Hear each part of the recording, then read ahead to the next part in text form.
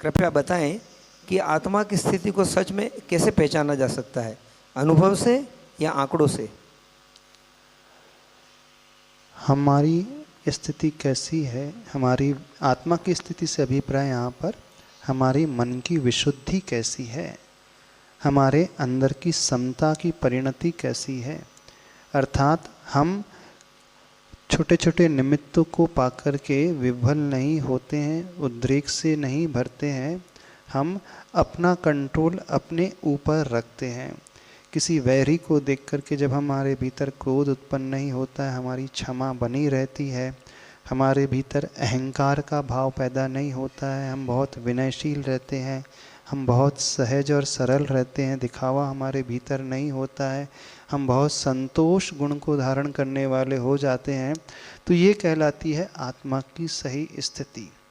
अब इसे मेज़र करने के लिए शास्त्र भी कहते हैं कि हर एक व्यक्ति को प्रतिदिन अपना अध्ययन इंट्रोस्पेक्शन करना चाहिए। रात्रि में सोने के पूर्व क्या करना चाहिए? अपना आत्म विश्लेषण करना चाहिए कि आज सवेरे से लेकर इस रात्रि तक मेरे द्वारा कौन कौन सी गलती हुई, मैंने कौन कौन से अपराध जाने अनजाने में कर दिया, कितने बार मेरी कसाय भड़क गई, कितने बार मेरा मन खराब हो गया, कितने बार मेरे मन में दुर्विचार आ गए, कितने बार मेरे मन में तृष्णा की भावना तीव्र पैदा हो गई, कौन कौन से व्यक्तियों को देख करके मेरा अभिमान एकदम बढ़ने लगा, अथवा दूसरों को मैं नीचे दिखाने की कोशिश करने लगा, अथवा कब कब मेरे मन में ईर्ष्या जलन का भाव पैदा हो गया। ये स्वयं के परिणामों का अध्ययन हमेशा करते रहना चाहिए।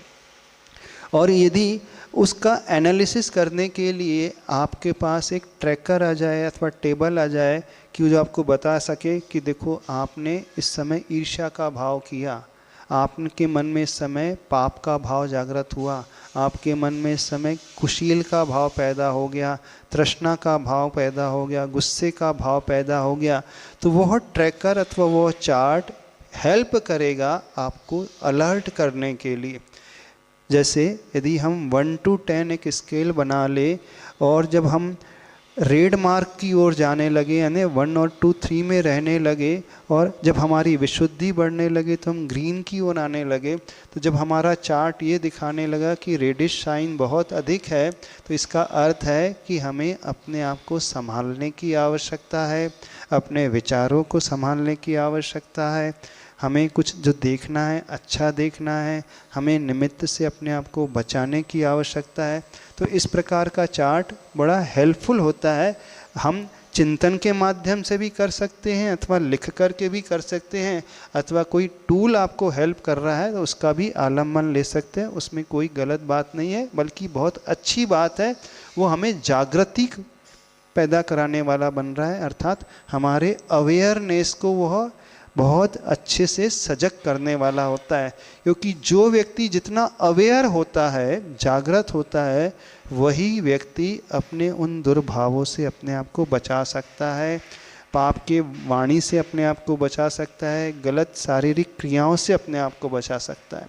क्योंकि जानता तो हर इंसान है, कौन नहीं जानता कि गलत नहीं सोचना चाहिए, गलत नहीं कहना चाहिए, गलत नहीं कार्य करना चाहिए, लेकिन जानते हुए भी वह उन निमित्तों में क्यों बह जाता है, क्यों नहीं संभाल पाता है? सिर्फ उसका एक सबसे बड़ा कारण है, वो अवेयरनेस अपने भीतर नहीं रखता है। तो जिनसे हमारी अवेयरनेस बढ़े, तो वो एक टूल हो, एआई टूल भी हो तो बड़ा अच्छा टूल है, उसमें कोई गलत नहीं है। वो हमें सिग्नल दे दे, इस प्रकार से एक बीप बजने लगे तो वो बताने लगेगा कि नहीं आप गलत कर रहे हो, गलत देख रहे हो। बहुत अच्छी चीज़ है, उसे उपयोग में लाना ही चाहिए।